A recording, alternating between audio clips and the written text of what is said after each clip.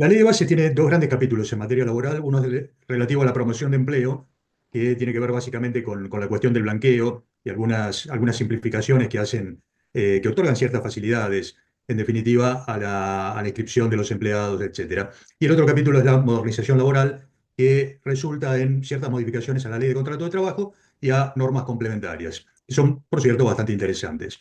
¿Cuándo empieza a regir la ley de bases? ¿Cuándo entra en vigencia? Bien, entra en vigencia a partir del 9 de julio pasado.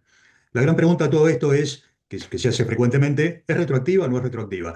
Bien, por el Código Civil y Comercial las leyes no son retroactivas, salvo que expresamente disponga al contrario. En este caso, la ley de bases no establece nada acerca de la retroactividad. Por lo tanto, empieza a regir a partir de este día 9 de julio que habíamos mencionado y tiene efecto hacia todas las relaciones laborales existentes o las relaciones jurídicas existentes, es decir, aplica de allí en más. En lo que respecta a la simplificación de los mecanismos de registración, que tiene que ver con la promoción de empleo, establece algunas modalidades para agilizar la registración de nuevas relaciones laborales, de modo que se realice de una manera un poco más simple, inmediata y expeditiva por ciertos medios electrónicos.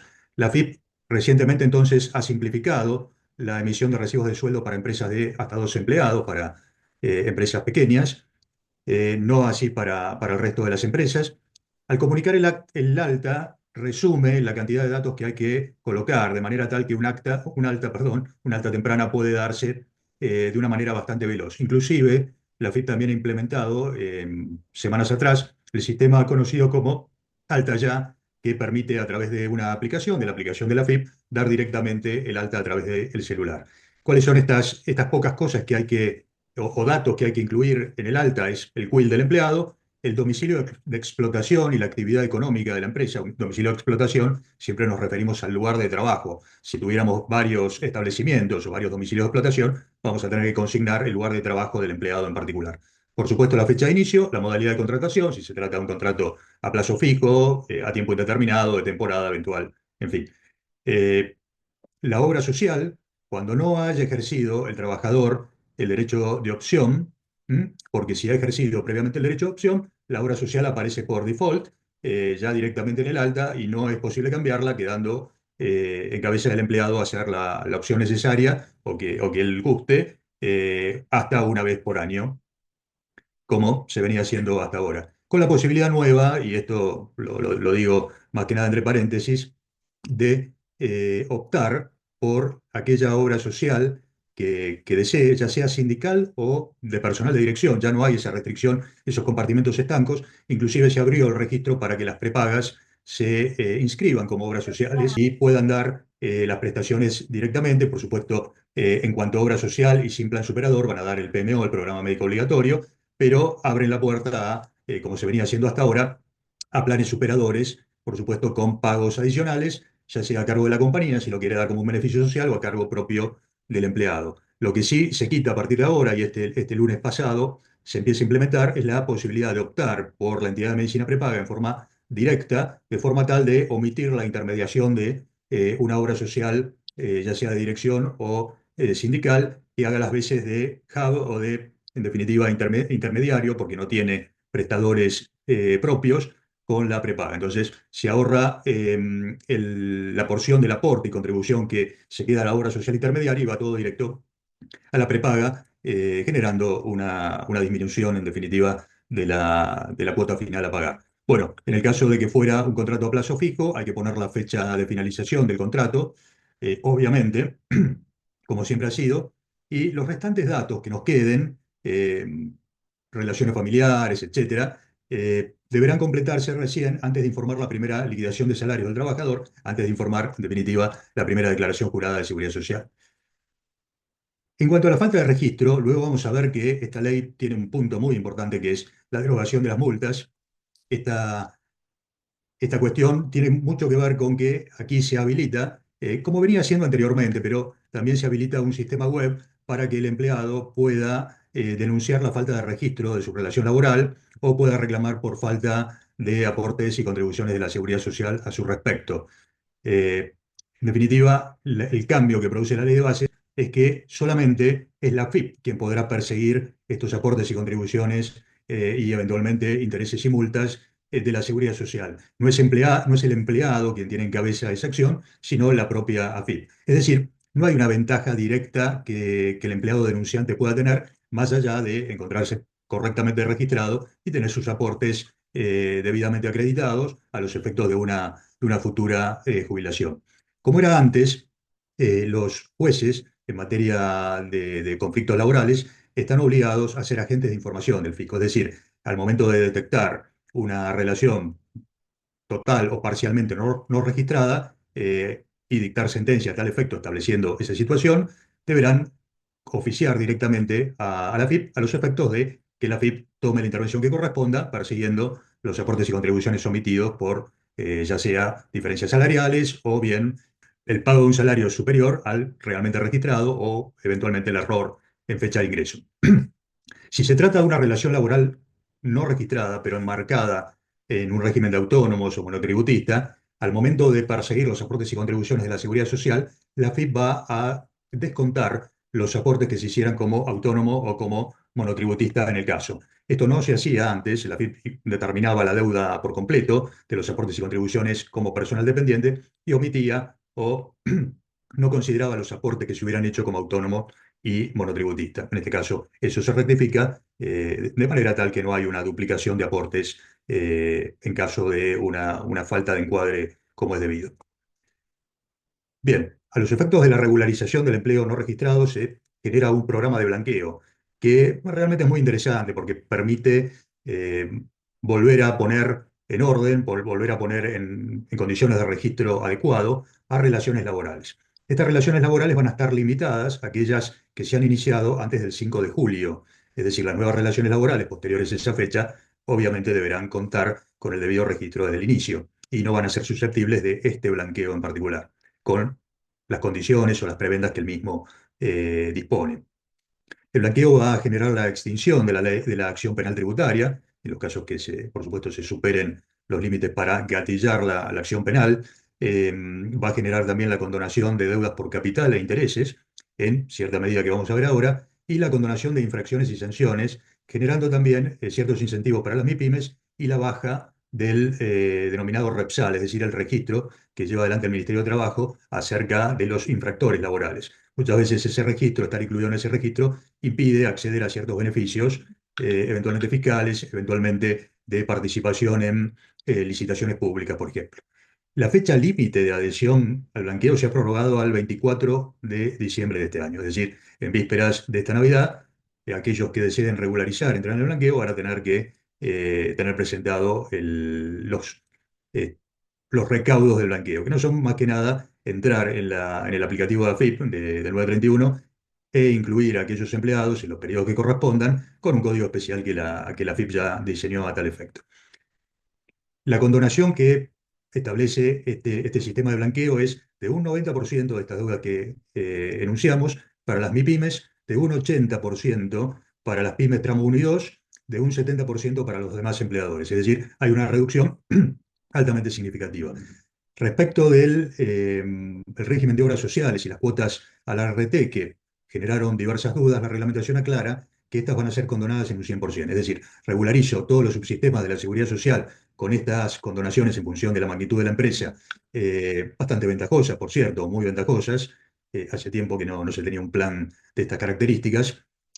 Y me eximen de pagar la obra social hacia atrás y las cuotas de la ART hacia atrás.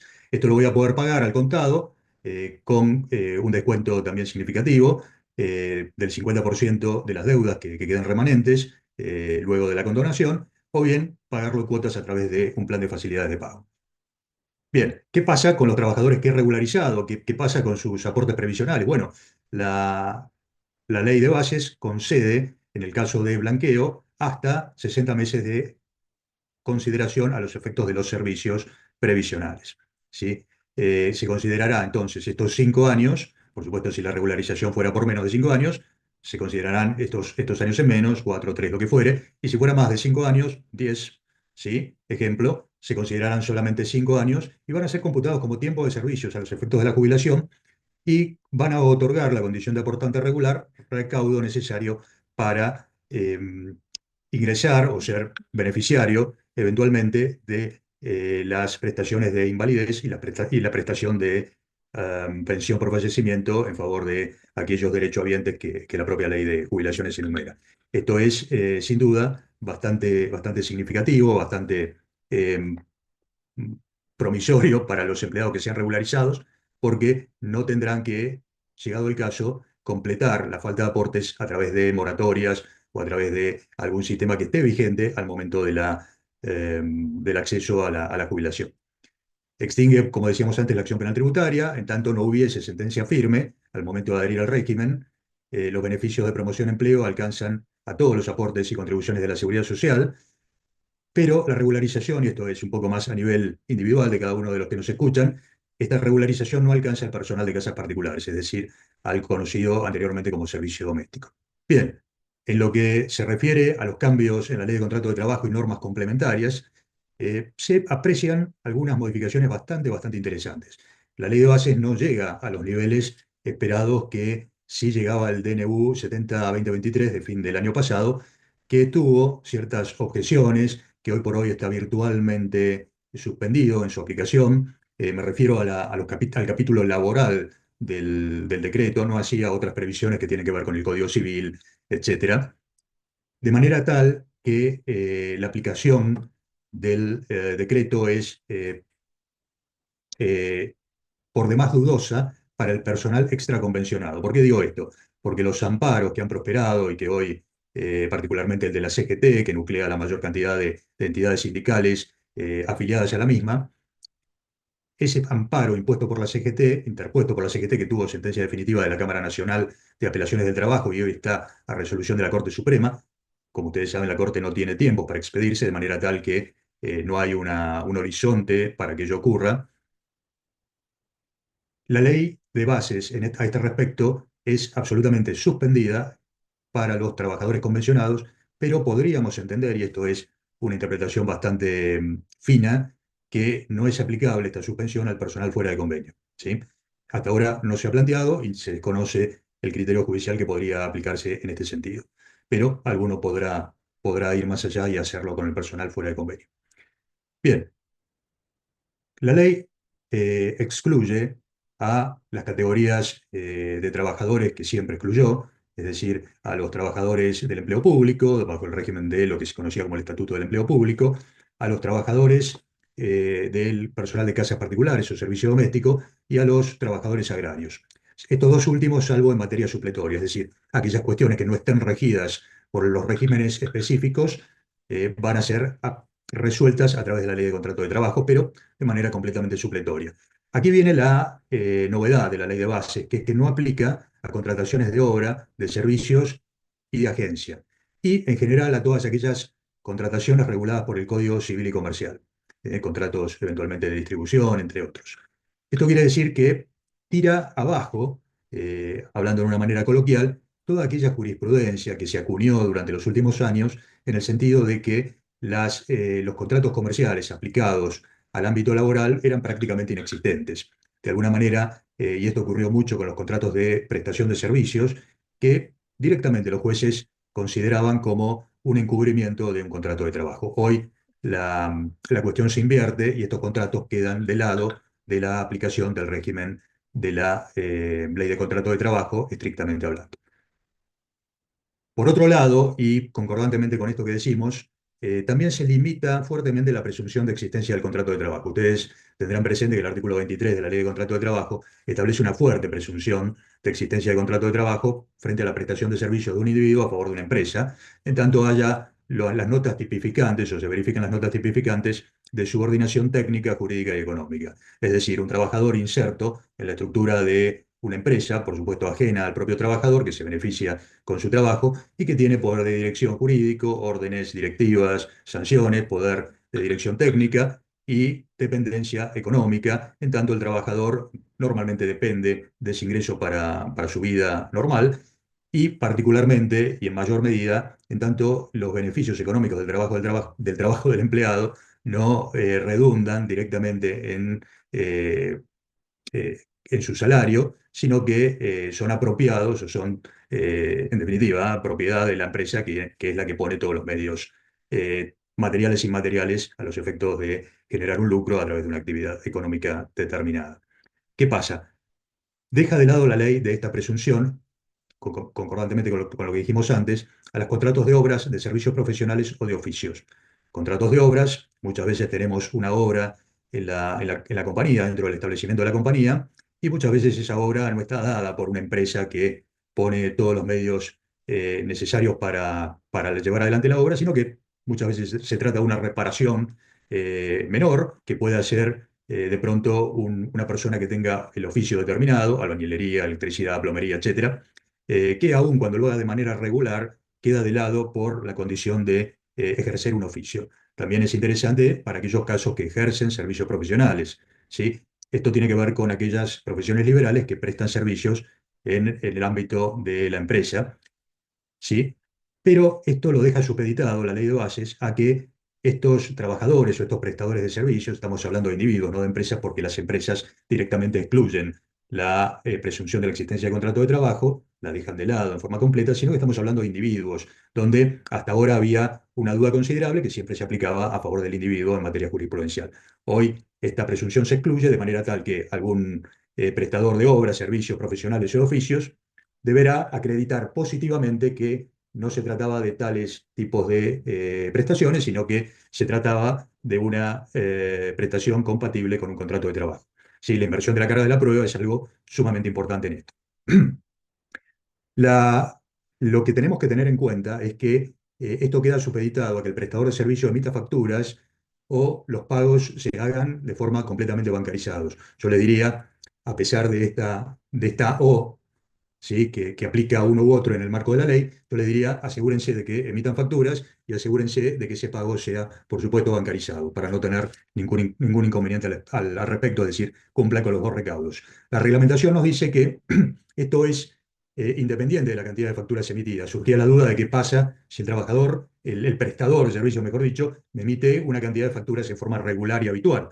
Esto es completamente independiente de la cantidad de facturas sometidas. Entonces, aleja esa cuestión que muchas veces era utilizada como una fuerte presunción de existencia de contrato de trabajo. Y también no depende de la cantidad de clientes que posea, perdón, el prestador de servicios. Es decir, el prestador de servicios puede tener múltiples clientes junto con mi empresa, o bien yo puedo ser el único cliente de esa empresa, en tanto sea un prestador de servicio genuino.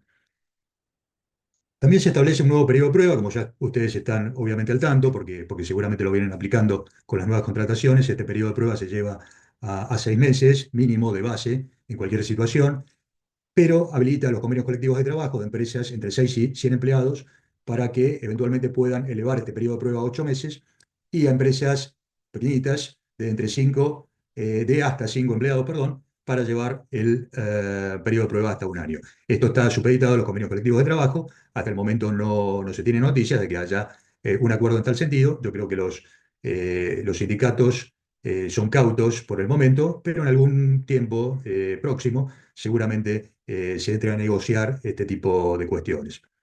La reglamentación prevé también el uso, o previene, mejor dicho, el uso abusivo del periodo de prueba. No se puede contratar un empleado más de una vez con periodo de prueba, esto estaba antes, obviamente. No se puede contratar sucesivamente empleados a prueba para un mismo puesto de trabajo, ir sacándolos en periodo de prueba y reemplazándolos por otro. Aparte, no les daría, obviamente, la posibilidad de entrenarlos debidamente para el trabajo, más allá de esta prohibición legal. Se lo va a tener que registrar desde el inicio, con todos los derechos que ello conlleva, con los derechos inclusive a tener licencias por enfermedades y accidentes inculpables o de trabajo, pero limitados a la finalización del periodo de prueba si el empleador decidiera extinguirlo. Y se computa también como tiempo de servicios. La reglamentación resuelve la cuestión debatida si esto era aplicable a las relaciones laborales iniciadas con anterior a la vigencia de la ley de bases o solamente a las relaciones laborales que se inician a partir del 9 de julio, y la solución reglamentaria es que se aplica a estas últimas, es decir, a las conformadas a partir de la vigencia de la ley de bases. ¿Qué pasa con los contratistas? Donde era un lugar común tener problemas con los contratistas en cuanto a la responsabilidad solidaria.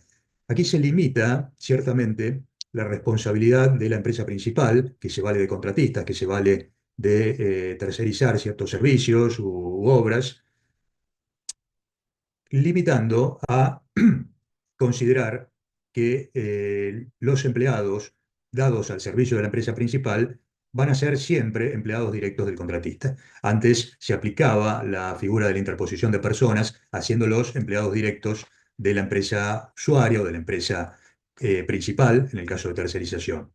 Esto echa en tierra el famoso plenario Vázquez que permitía directamente responsabilizar e incluso aplicar las multas por empleo no registrado a la empresa usuaria, a la empresa principal contratante, dejando de lado prácticamente en forma total a la responsabilidad del contratista. Esto queda de lado, lo cual es un gran avance, por cierto.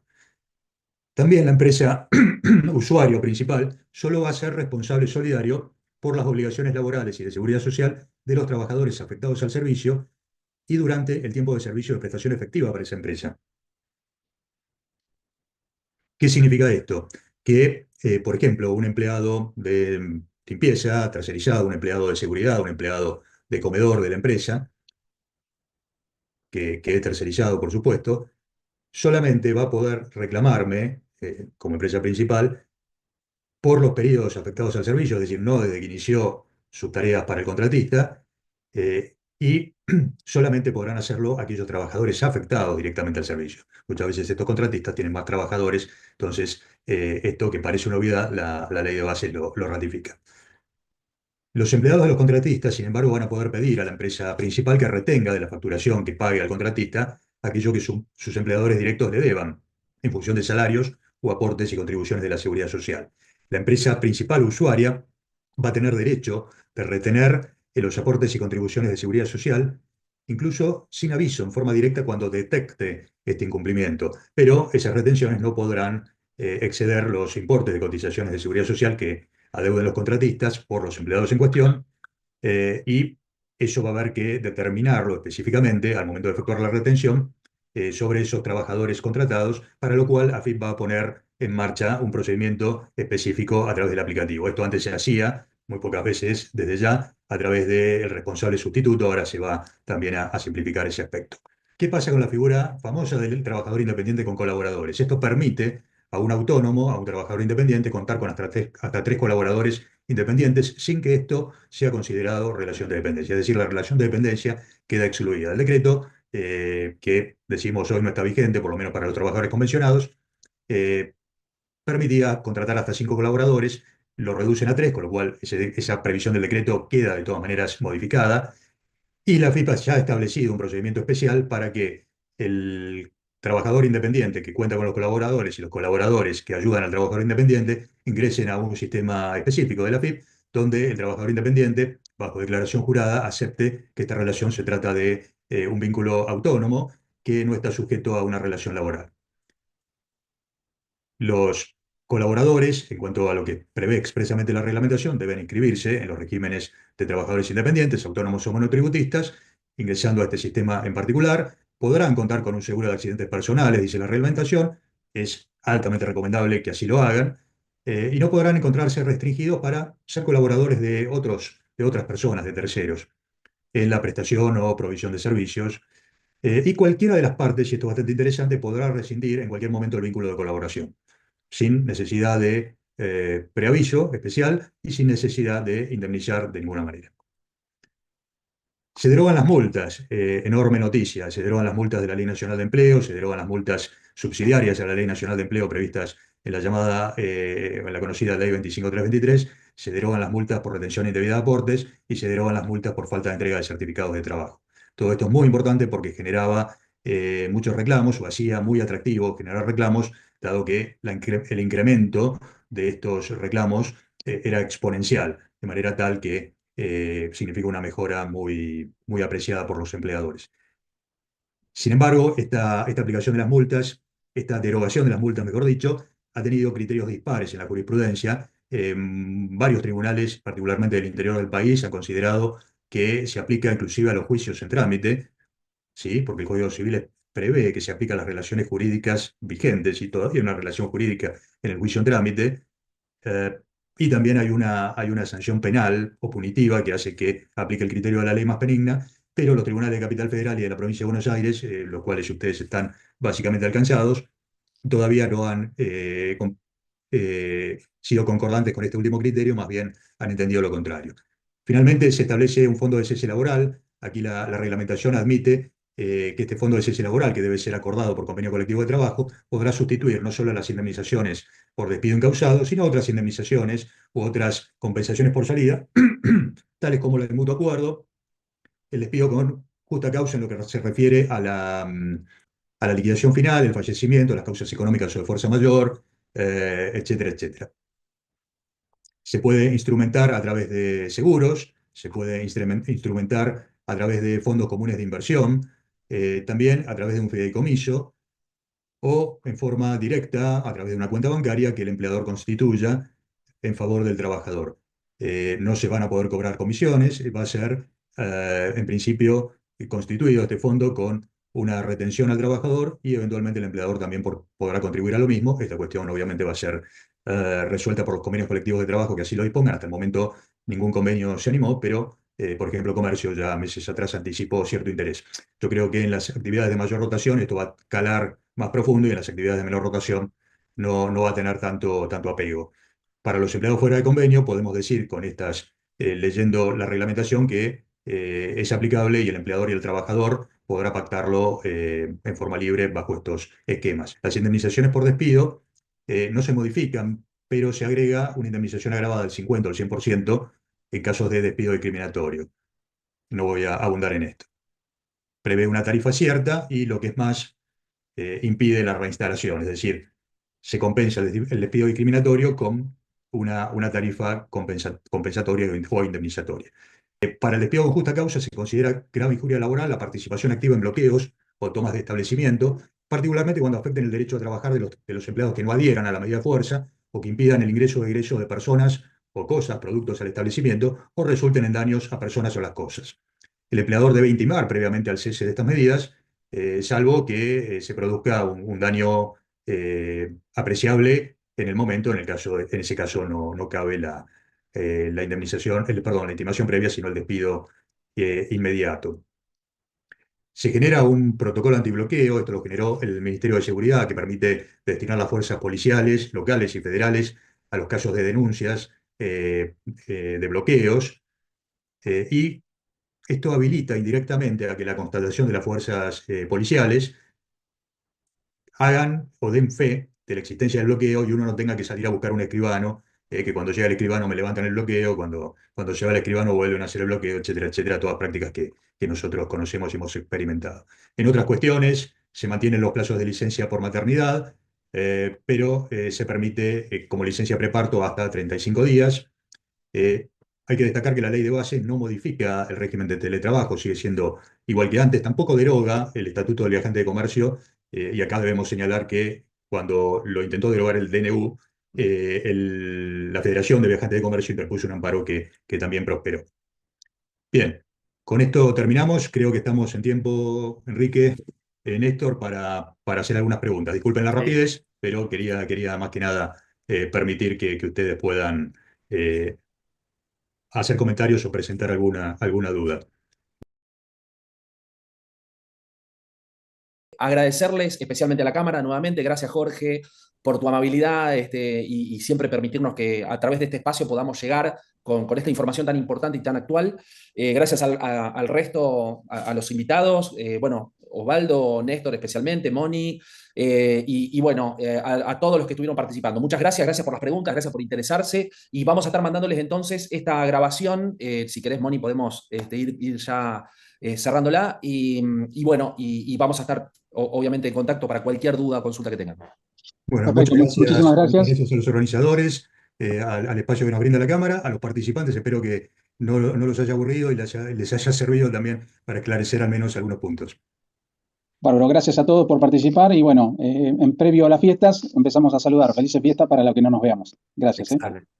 Gracias. Felices fiestas, felicidades. Chao, felicidades. Gracias a todos. Chao, chao.